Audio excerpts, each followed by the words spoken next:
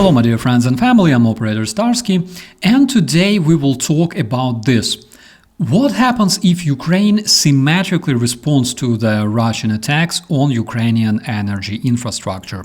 What happens if Kyiv strikes back into Russian power grid, destroying its heating, its fuel supply?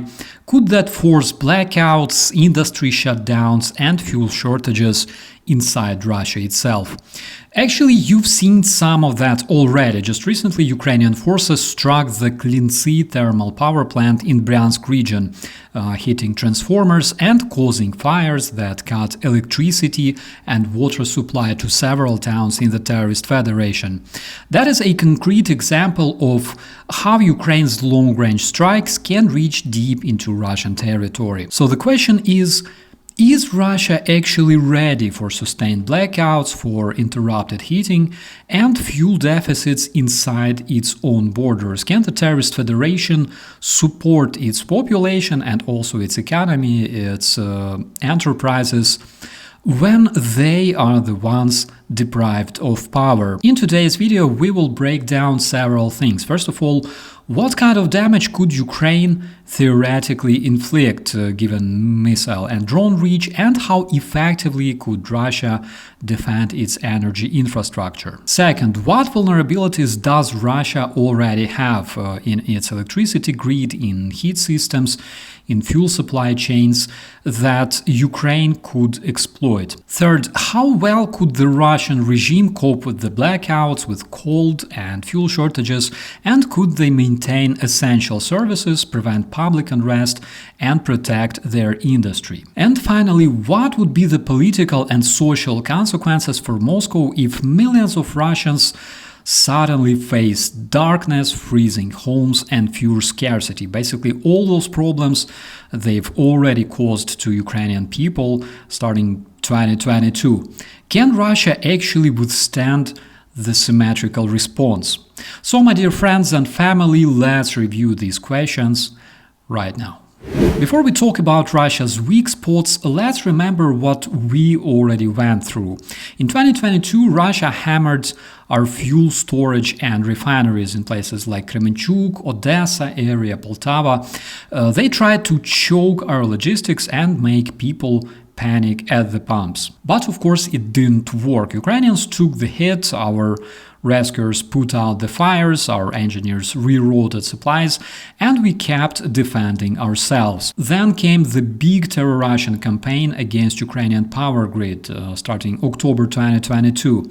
This campaign involved waves of missiles, hundreds of Shaheds, week after week, trying to freeze Ukrainians in the dark. As you probably remember, almost half the country's grid was knocked down at different moments, but the idea to break Ukrainians has failed one more time. By winter 2023, 2024, and again now, they still try to do the same, but Ukraine learned how to repair, how to do it fast, how to split generation, and also how to keep critical services alive. How did we survive this? First of all, we treated our connectivity like oxygen. The mobile operators invested impressive sums of money to harden their networks. They were buying thousands of generators, tens of thousands of backup batteries for their base stations. Kyivstar alone talked about more than 2,300 generators in service and also plans for hundreds more. Ukrainian operator LifeCell upgraded hundreds of sites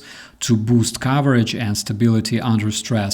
When the lights went off, your phone still had a signal as a result, and that meant coordination, it meant payments, air raid alerts, and also you stayed connected with your friends and relatives and kept following the updates. Secondly, Ukrainians built the so-called invincibility points. It was a very hard task, but it was completed very fast, and the idea was pretty simple. Basically, we wanted to provide population with warm tents or rooms with heat. By late November 2022, there were thousands of these points established or installed across the country, and the system kept expanding with help from local authorities, volunteers, businessmen, and also international organizations and partner countries. In those invincibility points, Ukrainian people could charge, they could connect, have rest, drink hot coffee or tea with cookies, and then carry on with their daily businesses, basically go to job or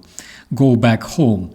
And third, we've got massive energy aid from our friends. The EU synchronized Ukrainian power grid with Europe in 2022 and also has sent over 10,000 generators plus parts, transformers, and even LED bulbs to reduce Ukrainian load on the power grid. Just about a week ago, Lithuanian partners announced more transformer shipments, talking about hundreds of new transformers to replace those that were destroyed by the Russian weaponry. Add to that private donations, NGOs, emergency teams bringing switchgear and cables, and basically that's how you fix a grid under fire. So when Russian terrorists threaten to bomb Ukraine into the Stone Age, we just smile and keep repairing faster and more than the Russians can destroy. We learned to repair substations in days, to move generators around, to keep hospitals running, and things like that. And even after heavy night raids like fresh ones that are hitting Ukrainian energy facilities as we speak, Ukraine restores power, reorganizes the load, and keeps the state functioning. And that's experience that Russia simply doesn't have at scale, because for them the real war only exists on the Russian TV, not in their neighborhoods. And of course, with the new long-range Ukrainian weapons, things can change very, very fast. And here's the important point for our topic today. Resilience as a skill, because Ukrainians didn't buy their resilience in a store. Ukrainians built it under fire. Backup for towers, fuel logistics for repairs, public hubs for warmth and internet, and a queue of friends sending parts of generators. That's what I'm talking about. Does Russia have all that? Do they have resources, willpower, spare parts? Do they have reliable partners besides Cuba and North Korea? And most crucially, do they have time? Because, for example, Ukraine doesn't need time. We've already built the emergency infrastructure, anticipating the Russian strikes every night. The winter is coming and Ukraine is well prepared. Is Russia prepared for winter? How do you think? Alright, with that in mind, let's move on. Where is Russia actually vulnerable? Let's talk electricity, heating, fuel, and what breaks first if the lights start going out on the Russian territory. First of all, let's talk about what Russia's power system actually looks like and what that means if Ukraine keeps pushing back. First, what are these plants and where are they? Russia still depends a lot on big thermal power stations. We're talking coal, gas, and big combined heat and power plants called GRES. It's like Surgut and Tyumen in the east, big plants in the Ural and Siberia, and a ring of older thermal and heating power plants around big cities, for example Moscow, St. Petersburg, and regional capitals. Some plants are outside cities on large sites, some are right next to industrial towns, or even inside city power rings because they supply district heating as well as electricity. In short, the Russian system is a mix. Some generation is remote and connected by long transmission lines, some is local and tightly tied to heating networks for whole Russian neighborhoods. Second, what do those plants actually serve? The big power stations, the so-called GRES, feed regional grids and also they feed Russian heavy industry. A single large plant can be a backbone for an entire Russian oblast or a Russian industrial hub. So basically you can imagine what happens if such station accidentally expires in Russia with its barely breathing industry. Smaller heating power plants feed city heat and also power altogether. The smaller Russian heating power plants feed Russian cities with electricity and heat. So basically when those go down, whole Russian neighborhoods may lose both light and heat. And of course in such case the Russians will lose the water supply as well, and all that might actually mirror what they've done to Ukraine in case Ukrainian flamingos start flying. I will not list exact counts, but the important thing is Russia's grid has central nodes that move large blocks of power around and also local plants that keep cities warm. In case a single node is broken, many Russian clients and also Russian enterprises are going to feel it at once. Third, the state of the plants and maintenance. What is it? A lot of Russian generation and grid equipment is really old. Many units were built in the Soviet era more than 30 and 40 years ago and have seen long operational lives. Much Russian thermal and substation hardware is actually decades old. The maintenance budgets and spare part supplies have been squeezed by sanctions and by priorities that currently favor Russian military spending. I mean, if they neglect their schools and hospitals like they do these days, what can we say about their power plants? Official Russian reports are talking about ongoing output, but independent analysts and recent coverage points to growing stress. We're talking parts shortages, different repairs, and a system that needs replacement transformers and modern switchgear to be truly reliable. In a word, age plus logistics problems equals higher failure risk under pressure, and additionally, complete inability to provide spare parts fast enough. Next, geography versus reach of Ukrainian weapons. What can be reached from Ukraine today? Over the last year, Ukraine has developed longer-range strike tools, domestically grown cruise missiles, drones, and the occasional Western-supplied cruise munitions. Nowadays, Ukraine extended its reach well into Russian border regions and far beyond. Recently, Ukraine showcased its missiles with ranges from 800 to 1,000 kilometers, and Ukraine pushes even further with its long-range drones. That means that, in theory, many Russia's western and also central energy hubs are well within the strike reach, especially sites in bordering regions and Russia's European belt. Basically, the most modern and most powerful Russian stations are located quite close to the European part of our continent, while more neglected power facilities like those in Middle and Eastern Russia's regions, they still exist, but they are in kind of worse condition. Whether a particular plant is reachable, of course, depends on weapon type, also numbers of those weapons available, and the defenses along the way. And here's another thing. Russians are actually struggling very hard defending their oil refineries from Ukrainian strike drones. Now, consider the fact that now they will have to also defend multiple other objects, which means that basically Russian strategy of stretching Ukraine's air defenses is a game that can be played by both sides. The question is, can Russia, with its vast territory, defend so many strategic objects at once? And if they do, how much more refineries they will lose due to the stretched air defenses? Next, could Ukraine potentially cause blackouts in Moscow or St. Petersburg? The short answer is, as of now, it's kinda hard, but it's not impossible in limited ways. Both Moscow and St. Petersburg benefit from redundant supplies. We're talking multiple large power sources, ring networks, reserve generators, and special protection for critical facilities.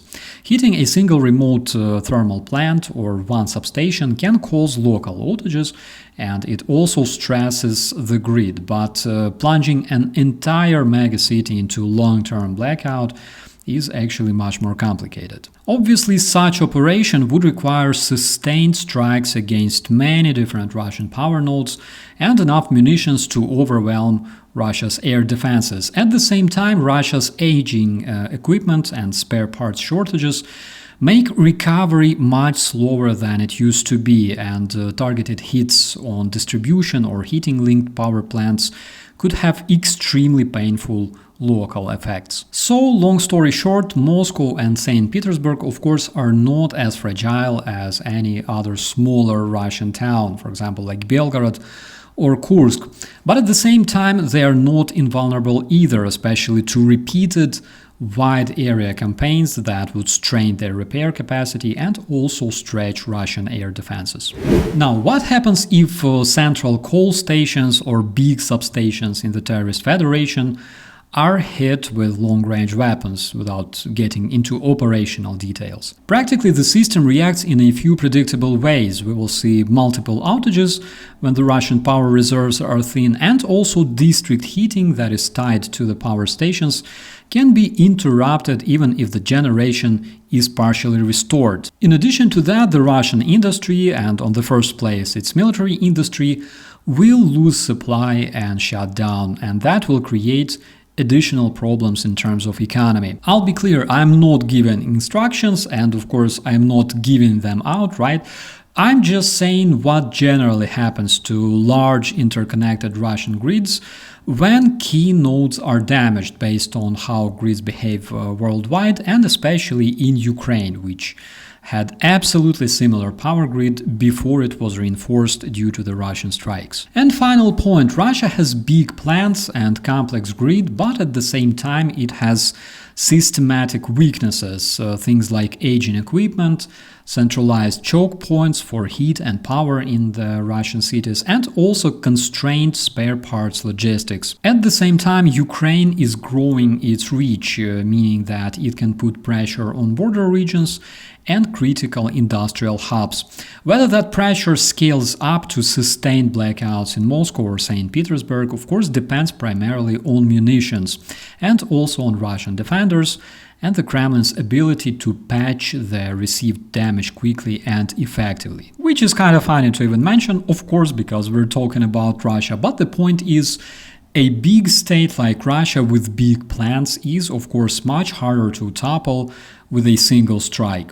At the same time, a slow, persistent campaign aimed at the right weaknesses could produce big political pain. Because, as we could observe already many times before, fixing old transformers and restoring heating in the district, especially in the terror Russian wasteland, is never fast. Now, let's talk a bit about Russia's fuel crisis. First of all, the strikes are piling up. Over the past month alone, there have been more than 40 recorded Ukrainian strikes on Russian fuel depots, refineries, storage tanks, pipelines, and pumping stations. The Ukrainian campaign of long-range strikes is absolutely devastating for the Russian oil industry, and basically you can see it yourself in the reports. According to both Russian and European sources, Russia's refining capacity is estimated to be about 40% idle after all those attacks, and for a country that only survives because it's trading oil and gas, that's absolutely catastrophic. In Russia's own words, they are feeling it now. Basically, today their gasoline refining is partially down, and Russia is being forced to import and ration fuel and introduce quotas for the Russian population. And Russian population is seeing this outcome firsthand. At many gas stations throughout Russia, you're seeing kilometer-long lines, stations running completely dry, and strict limits on how much fuel one car can buy. For example, in Crimea, that is temporarily occupied by Russia, authorities have already limited gasoline sales to about 20 liters per vehicle because supplies are so tight. Some Russian gas stations are shutting down completely, unable to refill because supply is broken or because they cannot raise prices. The horrible truth is that the Russian regime must keep generations running to support its communications, mobile networks, heating backup, water pumping, basically everything. But if there's already a fuel shortage in the country, those backup systems become extremely vulnerable. As refining and logistics crumble, Russia will increasingly lack fuel not just for cars but also for its diesel generators. And Ukraine's strategy is precisely to attack those nodes that feed all of Russia's fuel demands. The more you starve those fuel supplies, the fewer reserves Russia has to be able to power its essential systems in case its electricity fails. The strikes today reduce Russia's refining capacity, but tomorrow that means fewer liters of diesel or gas for the Russian generators. Are Russians prepared for it this winter? How do you think? In addition to that, the more Russia leans on fuel imports or emergency reserves, the more vulnerable it becomes to pressure on its supply chain and also sanctions and logistical breakdowns and increased cost. And just to sum it up, fuel in Russia is obviously under assault. Ukrainian strikes are hitting refineries, Russia's gas stations run dry, lines grow, rationing starts. Fuel that Russia would use to power backup systems and keep critical services running is becoming harder and harder to guarantee. What does it mean for Putin's regime? Let's talk about that as well. Now, the big question of today is, what does this all mean to the man who actually started all this chaos and war, the internationally wanted war criminal Putin himself? The fact is, for years he built his dictatorship on two simple promises to the ordinary Russian people. First, that they would never return to the hungry 1990s, when there were no money, no food, no stability, and Russians, by the way, barely survived due to the cheap chicken meat that was generally shipped from the United States. Secondly, Putin promised his citizens that the war would never return to the Russian soil. Basically, he said it in a way that he would defend his people from the evil Ukrainian NATO, and there is really nothing to worry about. The Russian missiles fly into Ukraine and Ukraine basically cannot respond. But it was like that in 2022. Now both promises are basically collapsing before the eyes of the whole world. Because the horrible war he unleashed on Ukraine has actually come home. Explosions in Bryansk, explosions in Belgorod, Kursk, Chechnya, Tatarstan, Russian fuel depots, power plants, air bases burning. All of that is a proof that the special operation, in fact, is now being waged on the Russian territory. And as we can see, the strong hand that he bragged about, in fact, cannot even keep the lights on in his own regions.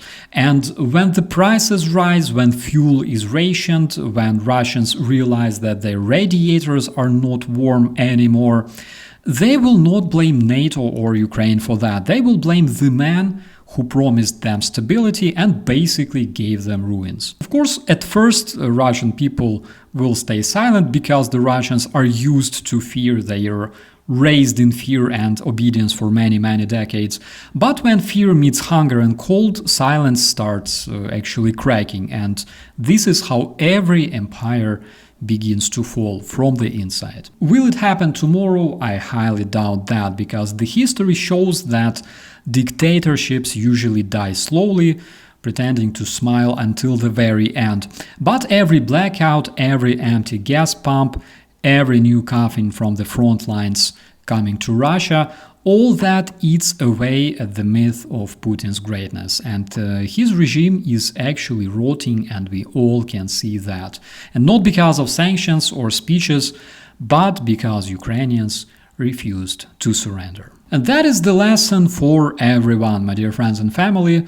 Ukrainians already endured darkness, endured cold and pain, and they stood tall. Every repaired transformer in Ukraine, every rebuilt village, every soldier on the front lines proved that a Ukrainian desire to live is 100 times stronger than the Russian terror.